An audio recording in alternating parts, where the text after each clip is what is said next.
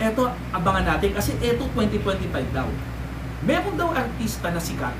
Sikat na babaeng artista. Isa rin siyang artista. Maganda, sexy, dalawa lang silang magkapatid na babae at isang lalaki. Na nagkasakit, inoperahan, pagkatapos makiklear siya sa kahit anong sakit niya, pagkatapos lilipat sa iba yung cancer sa katawan. Issue sa health niya. Although naayos naman. Pero lumipas ang ilang bigla siyang nag-shutdown. So nagkaroon ng cancer yung loob ng katawan na.